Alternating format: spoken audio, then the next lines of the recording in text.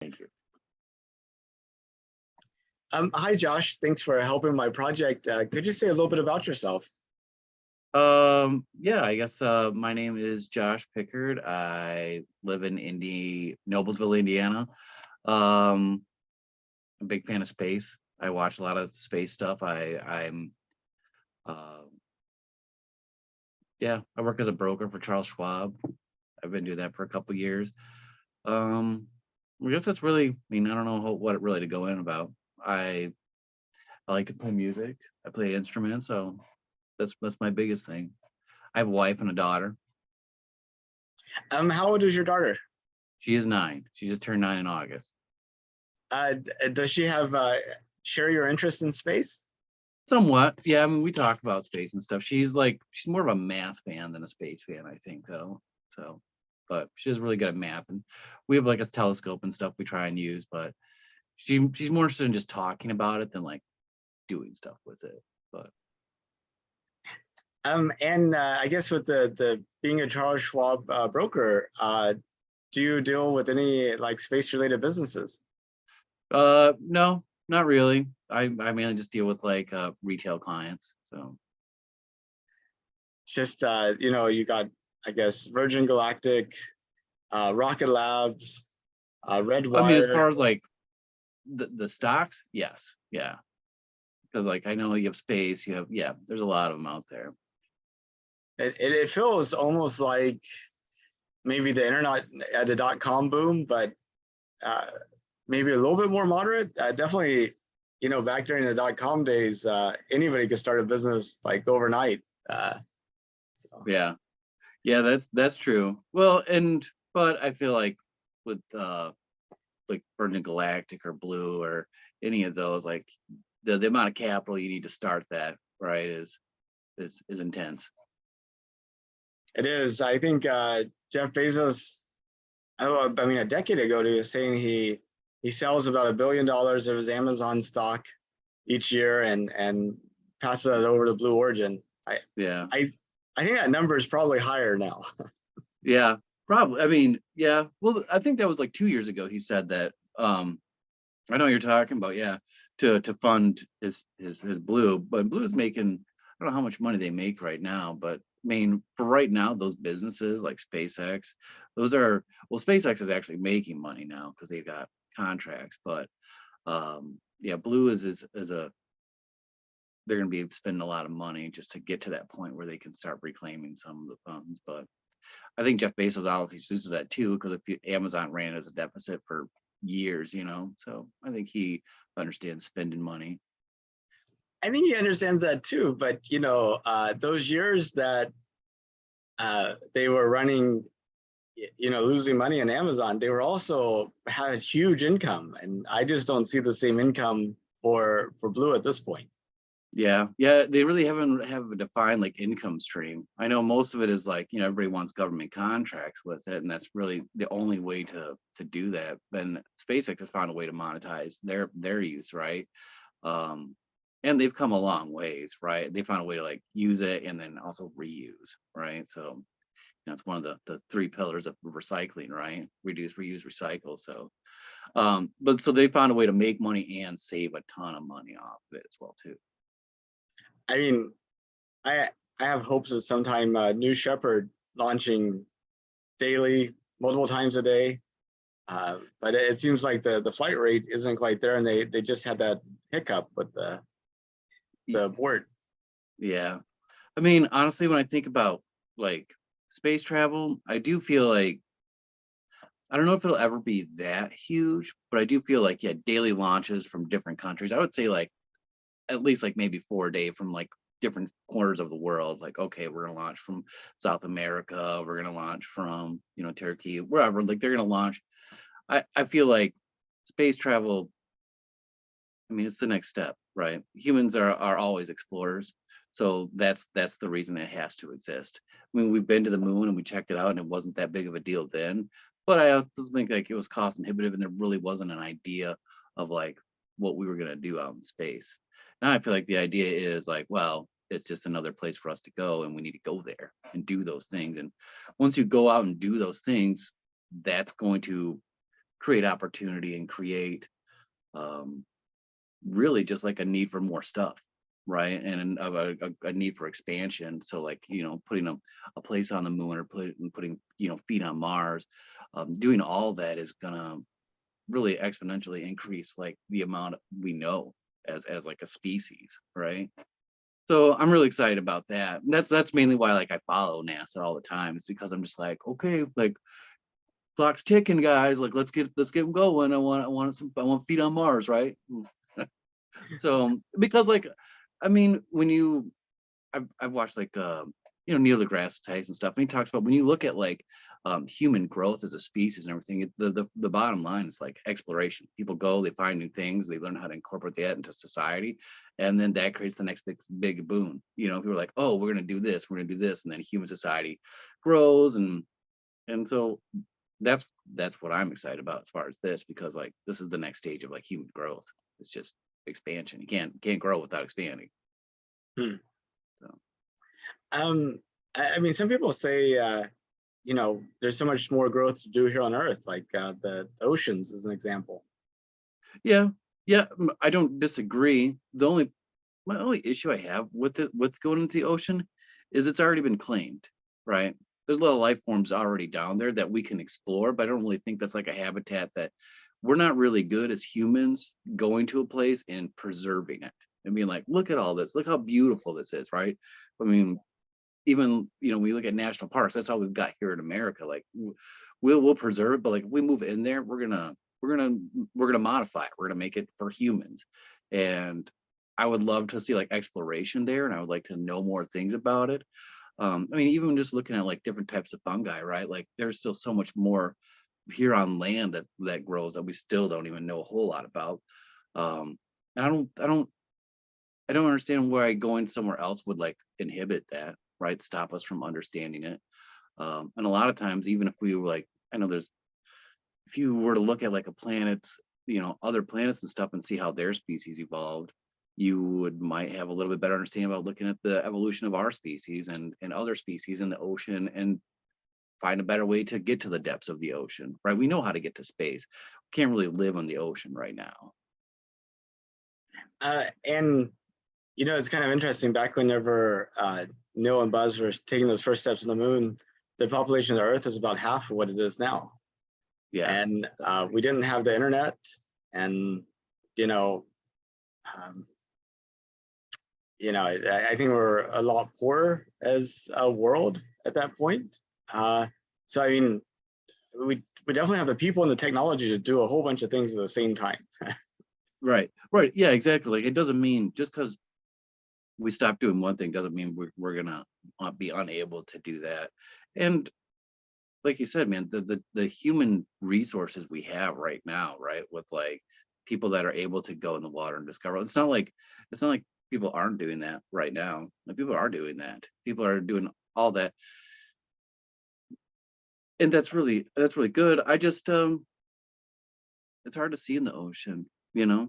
Like, that's what it is hard to see in the ocean. That's probably a lot of the reason why that it remains a lot to be explored, right? You have to get lighting down there. A lot of the species exist without lighting and aren't really going to be able to handle being lit up or anything like that. Mm. And the amount of resources to go and explore the ocean without tampering and damaging the ocean is huge too. Not that we're like launching rockets into space is probably the most economical benefit to, or ecological benefit to the Earth, but um yeah, and then I hope NASA figures that one out too, but but I think we should be doing all types of exploration. Like why just say, oh, we shouldn't go to the moon, we shouldn't go to Mars, we shouldn't launch, space probes out of the solar system. Why not? Like, first of all, if we as a human species were to die out and we tried to do all those things, I'd be totally fine with that. Like, okay, we try to like explore things? Cool. Like that was our purpose. Mm. You talk about humans aren't good at preserving things, and within like the first month and a half of starting this project, I was interviewing a friend, and she's kind of you know negative about going to the moon. She said, we've what was it? We damaged the Earth, or we've polluted the Earth. Why should we pollute the moon too, or something like that? Yeah. And on the Daily Show a few months ago, back whenever they found the back shell of the Curiosity rover lander thing, Trevor Noah Mhm. did this whole skit about, trashing up Mars and stuff like Yeah. this. Yeah. And, from my perspective, I have a little trouble kind of comprehending trash without a bio, actual living things. I mean, it seems like if you have inanimate stuff on top of other inanimate stuff, is that really trash? I just Yeah. kind Yeah. of, Without it being like having like some kind of organic material that's like on its own, right? Like it's a life form. I'd really say hard to be. It's more like a reallocation of resources, right? Like, oh, we used to have these metals on Earth, now they're on Mars. yeah, So yeah, but that's what so here on Earth we do have organic life forms and that face extinction daily, and so that's definitely something that's a real cause for concern. I definitely like feel for people that want to like preserve the planet and want to do all these things that I'm one of those people, right? Like, yeah, we should take care of the planet. We should find like energy resources that don't like destroy the rest of the Earth. Some of that will be found out just by trying to create new energy sources to get to outer space, right? Or like trying new things. Like, um, I mean, the biggest, the source of power for our entire solar system is the sun, right? So like the better we get at capturing energy from the sun, transmitting energy, and that's going to be stuff that's not found, maybe found in the oceans, maybe found in fungus, maybe found and all these other life forms that we already have here on Earth. But um, I agree with you. Like it's not trash until it's disrupting an ecosystem. yeah. And really, I keep thinking about, uh, humans as a process, right? I mean, we take in inputs and we have outputs, Hmm. and everything in like an ecosystem is like some type of process.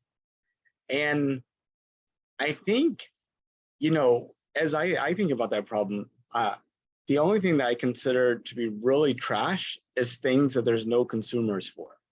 Like, it's like where you have this buildup and you don't know what to do with it. That's trash. But if you Yeah, if you're able to feed like some other part of the system with your output, then it's not trash. It's just another part of the system.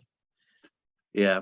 Uh, I would say yes, and I would agree mostly with that, unless it becomes like a bottleneck, or if like destroying that system is killing more of a system. Like I read somewhere that they have like a fungus that like eats plastic, right? Like that sounds great. Like, oh, cool, a way to like decompose plastic.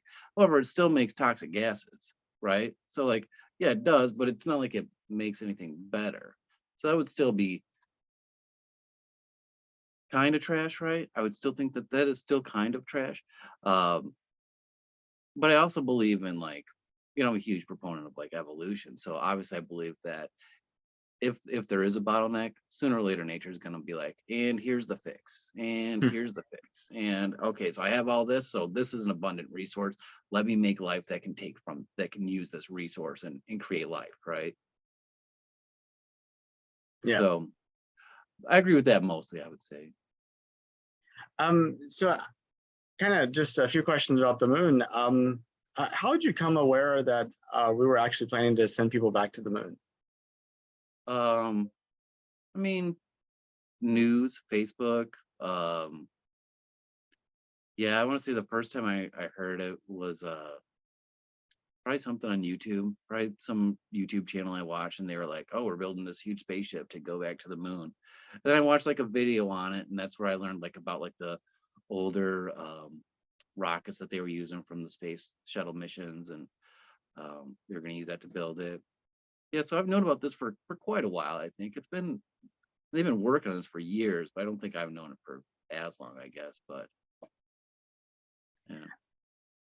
Um, Most of the people I talk to that uh, aren't space people, like just going up to people at like Starbucks on the street in the malls, they don't know we're going back to the moon. I was wondering if that surprises you. I would think that'd be surprising to me. Yeah, I mean, I don't. I feel like I follow like science probably more than the average person, but um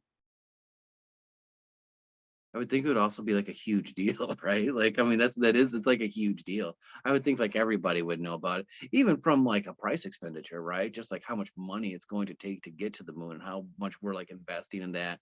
And and honestly, like even just as of lately, like the shortcomings of it, right? Like not being able to launch, or the first launch is an unmanned mission. Like we're just launching a probe up there and circling the moon and come back home. Like really, we're spending $1 billion on that. Like, yeah, yeah, absolutely, we are. Um, so I would expect there to be more news on it, I guess, because now that you say it, like I really don't. I look at this stuff all the time, and I don't get it on my Facebook feed. So that's they're not trying to advertise it. Uh, but I mean, some people might be, at a traffic stop being pressured for money from a homeless person on the corner, wondering, why are we spending all this money to send people back to the moon whenever we kind of have these sort of social ills around us? And I mean, how do you approach that conversation? I mean, that's a good question, right? Like, there are people suffering here on Earth, and there are things going down with it. But I would approach it the same as like exploring the ocean. Like these shortcomings have been. This isn't the first time we've had starving and homeless people, right? Not that at any point in time that was a good thing, but that in order to reduce that number, in order to increase like human happiness and comfortability and cost of income, is to bring those things, right? Like I could at least stop on the corner and like, hey, if I see somebody who needs food, I can offer them food. Be back in the dark ages, right? Uh, that would be nothing. The best thing that person could do is go die in the Crusades, right? Like, um, and even like, I mean, even not back that far, but like 1800s, Great Depression, like people were starving to death all the time, and that's terrible. But there's fixes for that now, and a lot of this is, you know, take it 100 years in the future. Okay, we've been able to find out how to like grow plants on Mars. We were able to like, that's a huge farming resource, right?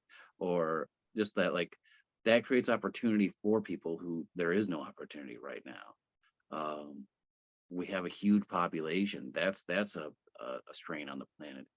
Moving forward and being able to find different ways to provide for a society is what is the benefit of that, right? I know a lot of people are like, oh, just the rich people are going to go to space and they're going to live there. Like that's stupid. Why, that's the dumbest thing I've ever heard, because first of all, you can't live in space without the earth still, right?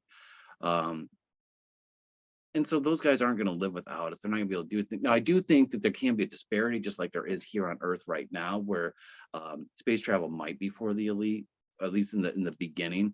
But so was sailing from one country to the next, right? So was getting on a boat. So is right now having a private plane to go from one country to the next. Like those problems exist, but they become more. Those opportunities for that become more and more abundant just through scale. So I think like being able to scale up and being able to provide off-planet food and off-planet resources, or being able to capture more resources out in space. Because I don't know if you know this, but there's more resources in space than on the planet.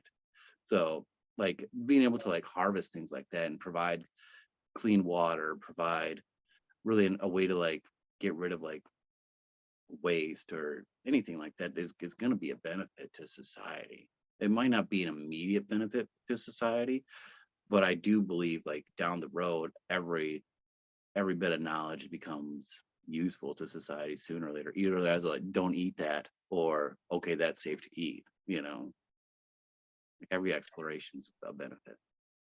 That's true. Um, let's see. Whenever you look at the future of humanity, like 200 years from now, what does it look like to you? Well, that's a great question, and I'm a big believer in who is it, Ray Kurzweil's and his like singularity theory. So I believe that we're on the precipice of like huge growth right now, and like unprecedented, just based on the way that like human technology and human society like gets together and grows.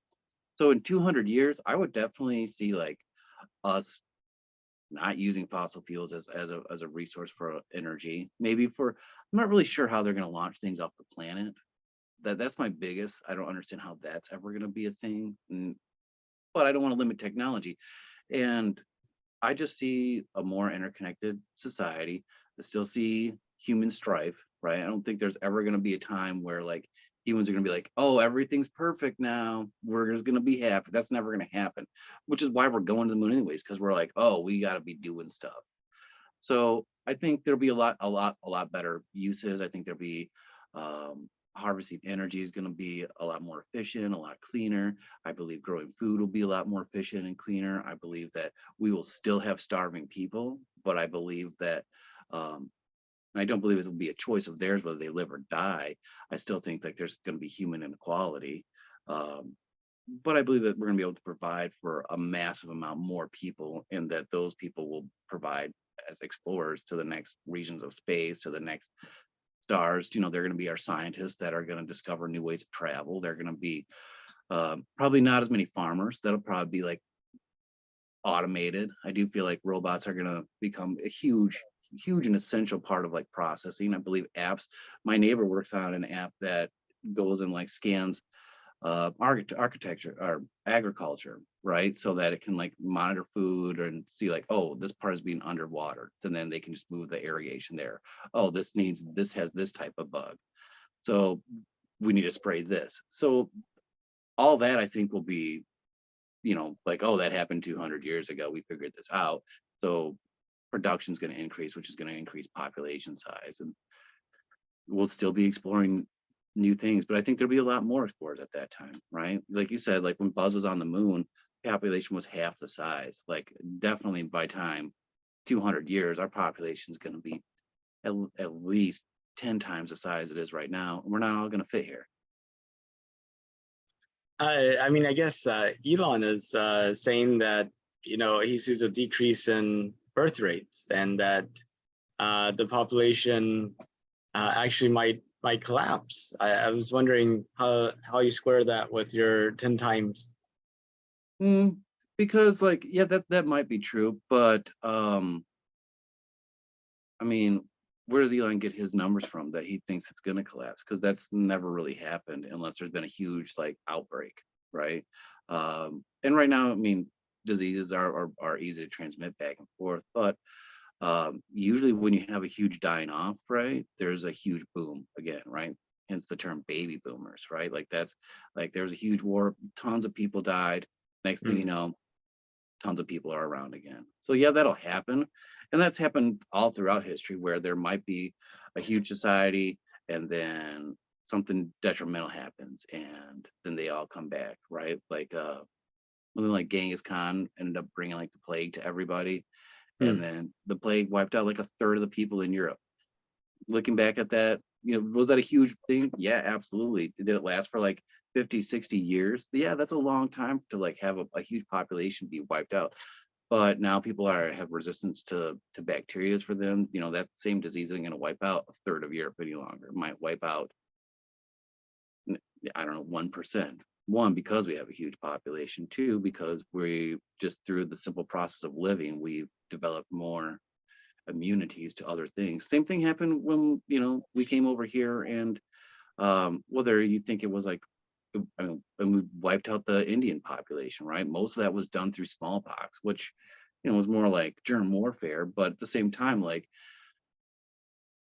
that and that was terrible. I'm not trying, but like people that are around now are resistant to it, right? Or they have immunity to it, or well, I guess it's a vaccine now, but that happens like with all cultures and all people. Like they get population decreases, but then it rises back as long as there's not an oppressive force keeping them down. Now, about the 200-year question, just a few kind of like sub questions to tease out some of your thoughts. Do you think we have people living off of the earth at that point?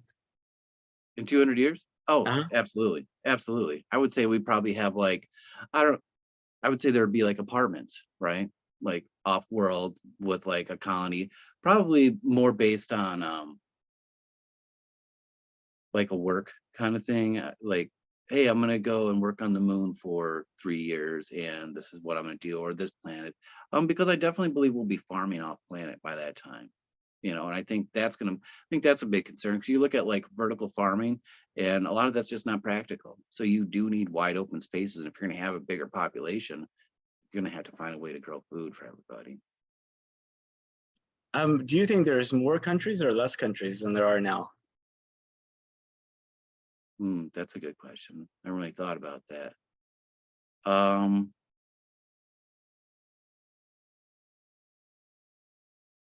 I don't think that there's going to be more countries. I don't feel like I see a splitting of things. Um,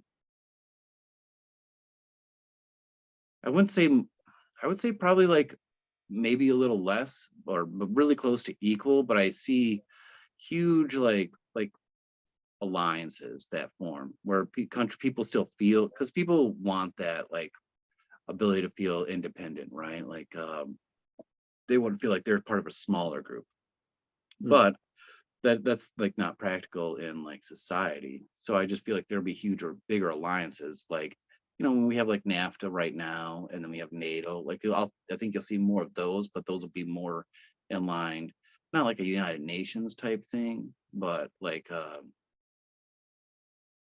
I don't know, maybe more government based, politic based. But I don't see, even so, let's look at it this way. Even if like we were going to go and we were going to be like, oh, we're going to take over this country, that country doesn't become the US. I don't think that'll ever happen. I don't think like Ukraine, right? Like Russia and Ukraine. Even if Russia takes over all Ukraine, I still think Ukraine is still going to be somehow independent, right? That'll be like the Ukraine of Russia. And this, so I don't see countries disappearing or becoming like one big giant company or country. I just see them really kind of being the same, maybe in some of your smaller countries, like I'm trying to think of smaller countries. Well, no, because it's going to be more based on population. Because if you look at like over in Southwest Asia, right? They have, or Southeast Asia, Vietnam, Laos, Cambodia, Thailand. Those are still really small countries. The population over there is gigantic, but I don't see any of those countries kind of combining, no matter how much China wants to take all of it over. I think it'll still be Thailand. I think it'll still be Cambodia. Do you think there'll be more or less currencies? Less currencies. Definitely feel currencies are moving. I actually just took an exam Friday about trading foreign currencies, and it's still really popular, but there's a lot of exotic currencies that I think will just be assimilated, kind of like languages. Like I feel there'll be less languages, right, during that time too, because they just don't get used enough, right? And so they get phased out. And I think the same thing will happen with currency. So I think like, maybe I don't know how many different types of currencies we have right now, probably like over 100, but I think in 200 years, maybe see 50, right? Because they're all going to be, I mean, what's the point of a currency? It's just to trade goods and services for a defined dollar amount, right? So why make it so you have to change different dollar amounts just so you can provide the same currency? That just sounds like a way for bankers to get rich. Well, and it's kind of interesting. I mean, at one point, we used to trade like actual goods, all right? And then we had like certain types of goods that became sort of the medium of exchange. Like, I mean, we used to like barter cows for shoes and stuff like that. And then at some point,